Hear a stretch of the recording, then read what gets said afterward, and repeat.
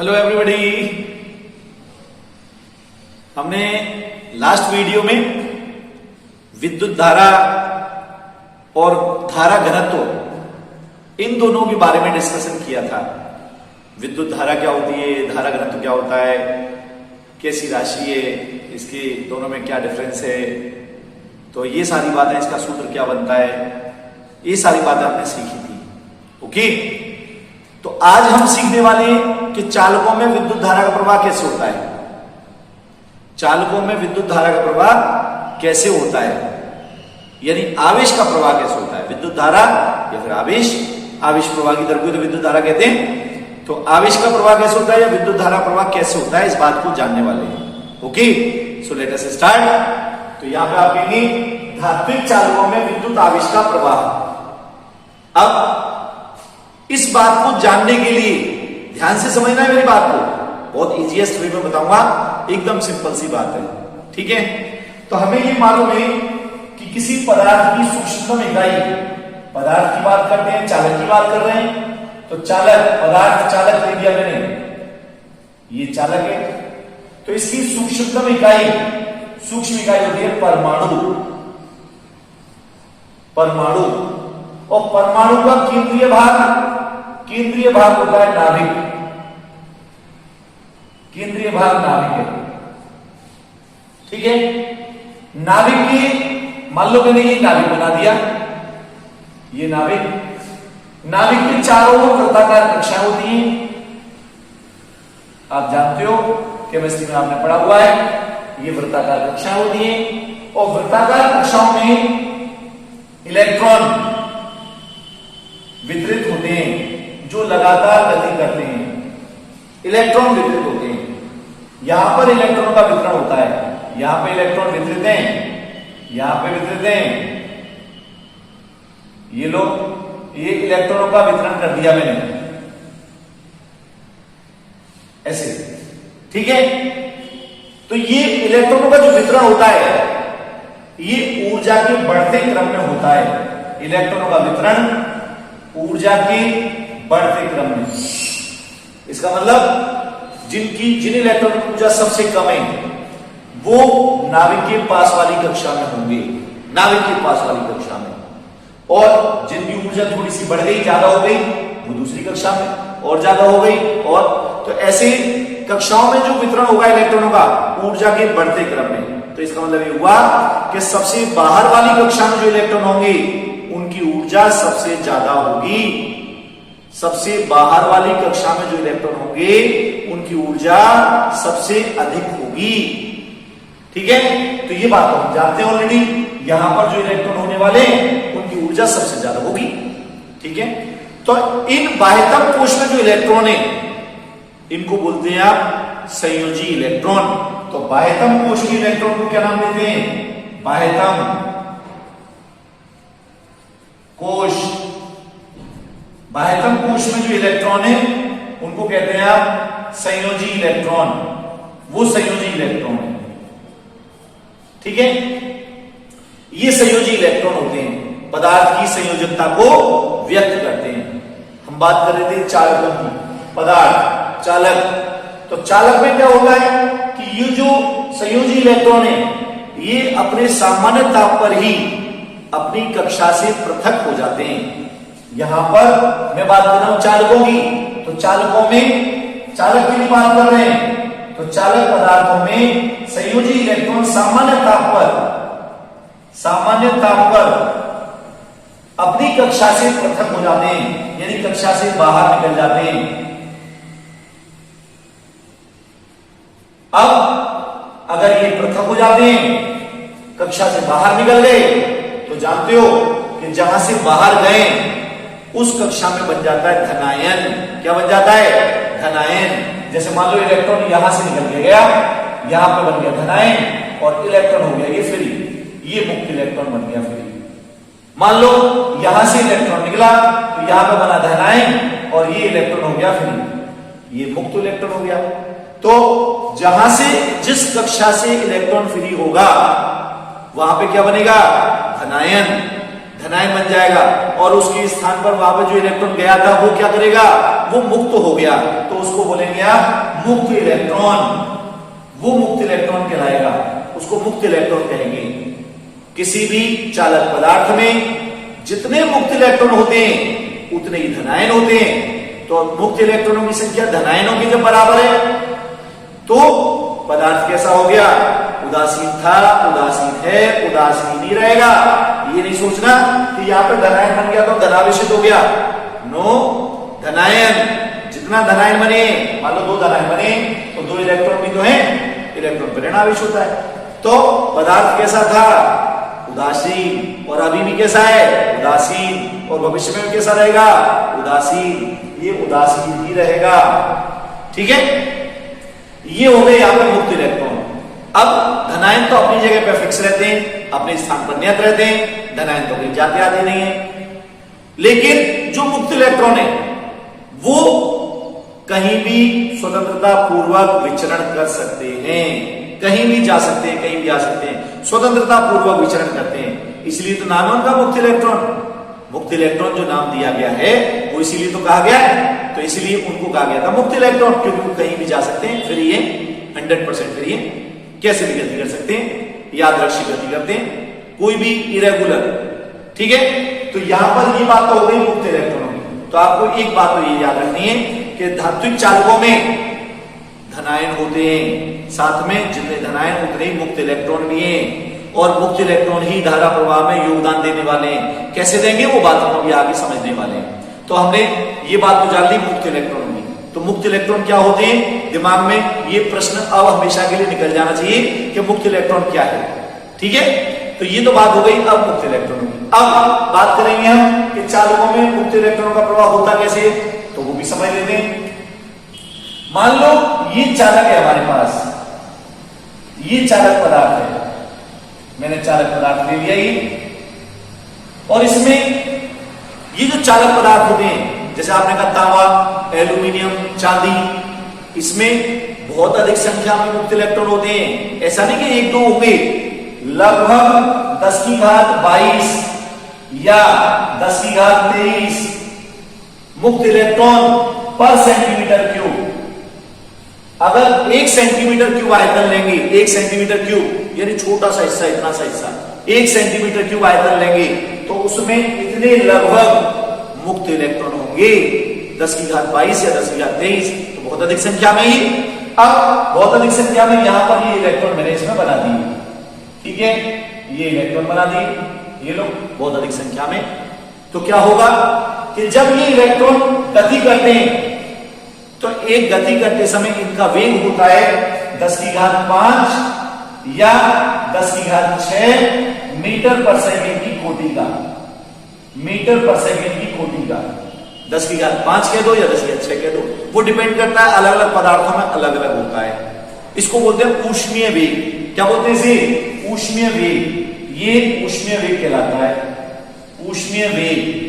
तो आपको याद रखना है कि मुक्त इलेक्ट्रॉनों का ऊष्मीय वेग कितना होता है? 10 की घात 5 मीटर पर सेकेंड की कोटि का या 10 की घात 6 मीटर पर सेकेंड की कोटि का।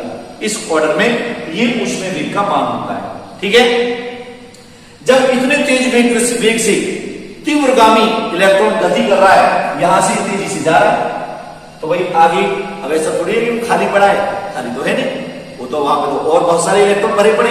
तो ये जैसे ही गति करता है यहां से ऐसे, तो गति करते समय दूसरे इलेक्ट्रॉन से टकरा जाता है या धनायन से टकरा जाता है। तो यहां पर जैसे ये दूसरे मुक्त इलेक्ट्रॉन से टकराएगा, मान लो इससे टकरा गया, तो जैसे ही टकराएगा तो इसकी टकराने से दिशा बदल जाएगी, टकराने से दिशा बदल गई। तो यहां से इधर गया था, टकरा गया, दिशा बदल गई। अब फिर इधर इस दिशा में गया, यहां पर फिर टकरा गया, तो फिर से डायरेक्शन बदल गई ऐसी। तो ये जिगजैग पाथ पर चलता है, टेढ़ा मेढ़ा चलता है, यादृच्छिक जिसको कहते हैं, यादृच्छिक चलता है। ठीक है, तो यहां पर अगर मैं किसी अनुप्रस्थ परिच्छेद की कल्पना कर लूं, ये मैंने अनुप्रस्थ परिच्छेद मैंने कल्पना कर ली, ये मैंने मान लिया छोटा सा भाग, तो इस परिच्छेद से जितने इलेक्ट्रॉन यहां से लेफ्ट से राइट जाएंगे उतने इलेक्ट्रॉन राइट से लेफ्ट जाते, तो औसत ऊष्मीय वेग का मान 0 हो जाता है। यानी एक इलेक्ट्रॉन पहले इधर गया, फिर इधर गया, फिर इधर गया, टकरा करके जब बार बार अपनी जगह पर वहीं पर मूव करता रहेगा तो उसका औसत वेग 0 हो जाएगा। कितना? 0। औसत वेग 0 और ऊष्मीय वेग का मान 0। तो मैंने कहा औसत, ये औसत का सिंबल है, ये औसत का सिंबल है। औसत ऊष्मीय वेग 0, तो औसत ऊष्मीय वेग का मान 0 होने के कारण से इसका कोई धारा चालन नहीं होगा, कोई आवेश का प्रवाह नहीं होगा। ये जो जितने इलेक्ट्रॉन हैं ये सब के सब अपनी जगह पर रह करके वहीं की वहीं गति कर रहे हैं और वहीं की वहीं गति करते हुए टकरा रहे हैं, डायरेक्शन बदल जा रही है, फिर टकरा रहे हैं, याद रक्षी दिशा में गति कर रहे हैं। औसत ऊष्मीय वेग का मान 0 आ रहा है, इसलिए आगे तो बढ़ ही नहीं पा रहे। तो इनका धारा चालन में या आवेश के प्रवाह में कोई योगदान नहीं। ठीक है, ये तो बात हुई औसत ऊष्मीय वेग की। औसत ऊष्मीय वेग का मान 0 होने के कारण से धारा चालन इन्होंने नहीं किया है। ठीक है, तो ये बात तो हमें समझ में आ गई कि ये क्या होता है। अब यहां पर दूसरी बात कि जब मैं इसके सिरों पर विभवांतर आरोपित कर दूं, चालक के सिरों पर विभवांतर लगा दूं, विभवांतर तो आप जानते हो, तो मैंने यहां पे क्या किया, किसी चालक के सिरों पर विभवांतर आरोपित कर दिया तो क्या होगा, देखें मैंने यहां पे ये तो चालक लिया, ये चालक है और चालक के सिरों पर विभवांतर आरोपित कर दिया। ये यहां पे ये प्लस और ये माइनस, ये यहां पे प्लस है और ये माइनस है। ये लोग किसी को भी प्लस किसी को माइनस कह सकते हो, नो प्रॉब्लम। ठीक है, तो जैसे कि विभवांतर आरोपित किया, एक्स वाई नाम दे दो, टीवी नाम दे दो, कोई घरेलू चालक बना, तो क्या होगा, विभवांतर आरोपित करने पर चालक के अंदर विद्युत क्षेत्र उत्पन्न हो जाता है। विद्युत क्षेत्र E, विद्युत क्षेत्र की दिशा होती है हमेशा धन आवेश से ऋण आवेश की ओर, हमेशा, कोई इसका अपवाद नहीं है। तो विद्युत क्षेत्र की तीव्रता दिशा धन से ऋण की ओर, तो ये धनात्मक है, ये ऋणात्मक है, तो ये धनात्मक है, ये दिशा में विद्युत क्षेत्र उत्पन्न हो गया चालक के अंदर। अब आपको मालूम है कि अगर यहाँ पर कोई विद्युत क्षेत्र है, ये विद्युत क्षेत्र है और यहाँ पर कोई धनावेश रखा है, धनावेश, तो इस पर बल लगता है F is equal to QE, विद्युत क्षेत्र की दिशा में, ऐसे ये प्लस Q चार्ज है तो, और मान लो माइनस Q चार्ज होता, माइनस Q, तो बल लगता विद्युत क्षेत्र की विपरीत दिशा में, F vector is equal to minus QE, तब ऐसे लगता नहीं, विद्युत क्षेत्र की विपरीत दिशा में। तो वही सेम बात कि जब यहाँ पर विद्युत क्षेत्र उत्पन्न हो गया, विभवांतर आरोपित करने पर चालक के अंदर विद्युत क्षेत्र उत्पन्न हो गया, तो अब जो मुक्त इलेक्ट्रॉन थे उन पर विद्युत बल कार्य करेगा। कौन सी दिशा में? विद्युत क्षेत्र के विपरीत दिशा में। क्यों? क्योंकि इलेक्ट्रॉन पर ऋणावेश होता है। तो यहां पर जितने भी इलेक्ट्रॉन है, यहां पर ये इलेक्ट्रॉन है, मुक्त इलेक्ट्रॉन, तो इन पे ये मैंने बना दी, विद्युत बल कार्य करेगा। विद्युत बल की दिशा ये वाली होगी, ये विद्युत बल की दिशा होगी, ये दिशा होगी बल की। अब नेचुरल सी बात है कि बल जब विद्युत क्षेत्र की विपरीत दिशा में कार्य करेगा तो अब ये इलेक्ट्रॉन एक निश्चित दिशा में गति करते हुए, अब दिशा निश्चित हो गई, पहले तो क्या था, इरेगुलर था, लेकिन विभवांतर आरोपित करने पर इनकी दिशा फिक्स हो गई। अब ये इलेक्ट्रॉन ऋणात्मक सिरे से धनात्मक सिरे की ओर एक निश्चित दिशा में गति करने लगते हैं, और जब निश्चित दिशा में गति करने लगते हैं तो आवेश का प्रवाह करते हैं, आवेश के प्रवाह में योगदान देते हैं। ठीक है, तो अब जिस निश्चित वेग से ये गति कर रहे हैं, विद्युत क्षेत्र की उपस्थिति में जिस निश्चित वेग से ये गति कर रहे हैं, उसके औसत मान को कहते हैं आप अपवाह वेग। अपवाह वेग VD, अपवाह वेग VD इसको कहेंगे। तो इस अपवाह वेग के कारण से यहां पर आवेश का प्रवाह होता है या विद्युत धारा का प्रवाह होता है। क्लियर होगी बात? मैंने कहा था कि जब तक कोई विभवांतर आरोपित नहीं की है, तो कोई विभवांतर आरोपित नहीं किया है तो इलेक्ट्रॉन इरेगुलर चल रहे थे, कोई भी कहीं भी कैसे भी, तो परिणामी मान कितना आया था, औसत ऊष्मीय मान वो 0 आया था, और 0 आने के कारण से कोई धारा चालन नहीं हुआ था। ठीक है, अब जब मैंने चालक के सिरों पर विभवांतर आरोपित कर दिया तो चालक के अंदर विद्युत क्षेत्र की तीव्रता या विद्युत क्षेत्र उत्पन्न हो गया, और विद्युत क्षेत्र उत्पन्न हो गया तो सारे के सारे मुक्त इलेक्ट्रॉनों पर बल लगने लग गया, और उस बल के कारण से वो एक निश्चित दिशा में चलने लग गए। और निश्चित दिशा कौन सी है? ऋणात्मक सिरे से धनात्मक सिरे की ओर। विद्युत क्षेत्र के विपरीत दिशा में, तो इस दिशा में चलने लग गए और चलने लग गए तो इनके औसत ऊष्मीय औसत वेग को, जिस वेग से जा रहे हैं उसके औसत मान को अपवाह वेग कहते हैं। तो अपवाह वेग से ये गति कर रहे हैं और धारा चालन या आवेश के प्रवाह में योगदान दे रहे हैं। क्लियर हो गई? तो आवेश का प्रवाह कैसे होता है? मुक्त इलेक्ट्रॉनों के कारण से। लेकिन कब? जब विभवांतर या विद्युत क्षेत्र आरोपित किया जाएगा तब। ठीक है, अगर चालक की सरों पर विभवांतर आरोपित नहीं किया है तो विद्युत धारा का प्रवाह नहीं होगा। क्लियर हो गई बात? विभवांतर आरोपित करेंगे तो ही वहां पर विद्युत धारा का प्रवाह होगा। ठीक है, तो ये तो बात हो गई कैसे होता है। अब इस टॉपिक से रिलेटेड कुछ बातें हो रही हैं, वो बातें और याद रखनी है हमें, वो बातें समझनी है और याद रखनी है।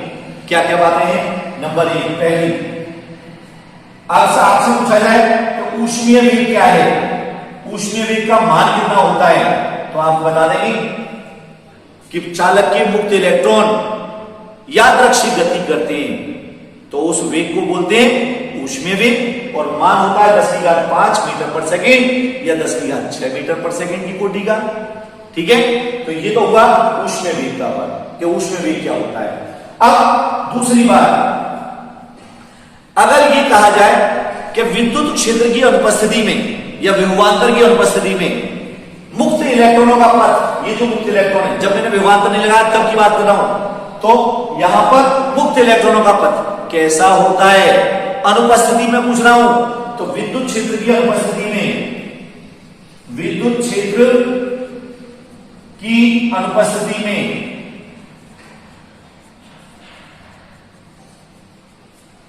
इलेक्ट्रॉन का, मुक्त इलेक्ट्रॉन का पथ सीधी रेखा होता है, सीधी रेखा होता है। ठीक है, ये सीधी रेखा में गति करता है। सीधी रेखा में गति किया, फिर टकरा गया, बदल गई दिशा, फिर टकरा गया, तो दिशा बदल जाती है, तब अलग दिशा में चलेगा, टक्कर के बाद सीधी रेखा जाएगा। सीधी रेखा में जाके ऐसे जो भी दिशा, जितना भी चलेगा सीधी रेखा में चलेगा, जितना भी चलेगा। ठीक है, तो ये नहीं कह रहा हूं कि लगातार सब चलता रहेगा, टकराने के बाद तो दिशा बदलेगी। दो क्रमांगत टक्करों के बीच की बात कर रहा हूं, दो क्रमांगत टक्करों के बीच, यहां से चला, टक्कर की, तो टक्कर के बीच में पथ कैसा होता है, तो आप कहेंगे सीधी रेखा। कैसा? सीधी रेखा। याद रखेंगे, दो क्रमांगत टक्करों के बीच में पथ सीधी रेखा होता है विद्युत क्षेत्र की अनुपस्थिति की बात की मैंने ली आपसे। ठीक है, नंबर 3, अगर मैं कहूं कि विद्युत क्षेत्र की उपस्थिति में कैसा होता है, तो विद्युत क्षेत्र की उपस्थिति में, विद्युत क्षेत्र की उपस्थिति में, जब उपस्थित है तब, उपस्थिति में मुक्त इलेक्ट्रॉन का पथ वक्राकार होता है, वक्राकार होता है। ठीक है, जब विद्युत क्षेत्र उपस्थित है तब, जैसे यहां पे ये इलेक्ट्रॉन है तो इन इलेक्ट्रॉनों का पथ कैसा होगा? वक्राकार। अब मन में चल रहा होगा ऐसा क्यों, यहां तो सर कह रहे हैं सीधी रेखा, या कह रहे हैं वक्राकार। यस, क्योंकि ये ऊष्मीय वेग है, और ऊष्मीय वेग कितनी कोटि का है? 10⁵ या 10⁶, बहुत ज्यादा है। और यहां पर अपवाह वेग, और अपवाह वेग कितना होता है? 10⁻⁻⁴ मीटर पर सेकेंड की कोटि का, 10⁻⁻⁴ मीटर पर सेकेंड की कोटि का, -4, बहुत कम हो गया। तो जहां पे कम मान है वहां तो नेचुरल सी बात है, वेग कम होता है तो पथ कैसा होता है? वक्राकार। वेग कम हो तो पथ वक्राकार होगा पथ। तो यहां पे इसलिए मैंने कहा कि पथ कैसा होगा? वक्राकार। दो क्रमांगत टक्करों के बीच का पथ वक्राकार होता है। कब? विद्युत क्षेत्र की उपस्थिति में, और अनुपस्थिति में सीधी रेखा। याद रहेगी बात? तो यहां पर हो गया। अब नंबर 4, एक और बात, जब मुक्त इलेक्ट्रॉन गति करता है तो टक्कर करता है, तो दो क्रमांगत टक्करों के बीच में जो समय लगता है, मुक्त इलेक्ट्रॉनों की दो क्रमांगत टक्करों के बीच में जो समय लगता है, उस समय को बोलते हैं विश्रांति काल। विश्रांति काल, विश्रांति काल को तो से व्यक्त करते हैं, विश्रांति काल कहेंगे। और सभी इलेक्ट्रॉनों की विश्रांति कालों का माध्यमान, जितने इलेक्ट्रॉन हैं उन सबके विश्रांति कालों का माध्य ले लो, तो माध्यमान उसको बोलेंगे औसत विश्रांति काल या माध्य विश्रांति काल। ओके, सबका औसत लेंगे आएगा माध्य विश्रांति काल, माध्य विश्रांति काल, और टो बार लिख दो या सिंपल टो भी लिख सकते हैं, नो प्रॉब्लम। ठीक है, ये माध्य विश्रांति काल होता है। इलेक्ट्रॉन की दो क्रमागत टक्करों के बीच लगा समय विश्रांति काल कहलाता है, और सभी विश्रांति कालों का औसत मान माध्य विश्रांति काल कहलाता है। क्या कहलाता है? माध्य विश्रांति काल। तो से रिप्रेजेंट करते हैं विश्रांति काल को, ये होता है विश्रांति काल। ठीक है, तो हमें ये तो पता चल गया पथ कैसा होगा, विश्रांति काल पता हो गया। अब यहाँ पे एक बात आती है कि जो पथ सीधी रेखा में था इसे क्या कहते हैं? इसे कहते हैं मुक्त पथ। क्या बोलते हैं? मुक्त पथ। दो क्रमागत टक्करों के बीच इलेक्ट्रॉन का पथ सीधी रेखा होता है, इसका नाम होता है मुक्त पथ। ये मुक्त पथ कहलाता है। और सभी इलेक्ट्रॉनों के मुक्त पथों का औसत उसको बोलेंगे माध्य मुक्त पथ। क्या? माध्य मुक्त पथ, वो माध्य मुक्त पथ होगा।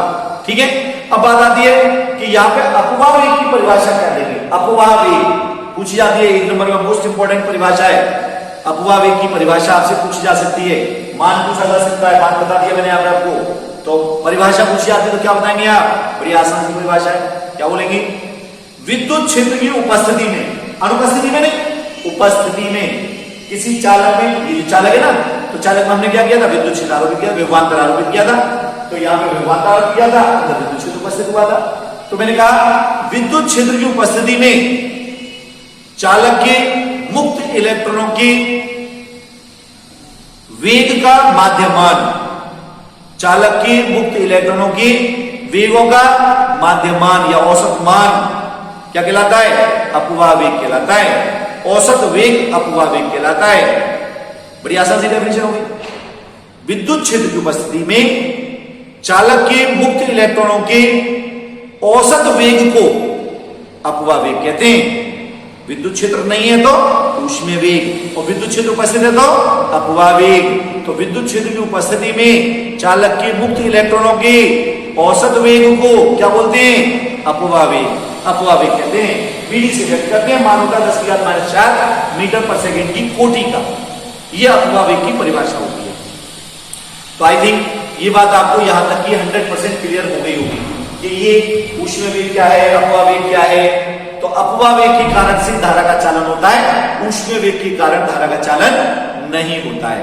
अब यहाँ पे एक प्रश्न और जब उठता है, वो क्या कि जब वेग 10⁵ यानी बहुत ज्यादा है तब तो धारा चालन नहीं हो रहा, और जब वेग 10⁻⁴ मीटर पर सेकेंड की कोटि का है यानी बहुत कम है तब धारा का चालन हो रहा है। क्यों भाई, ऐसा क्यों?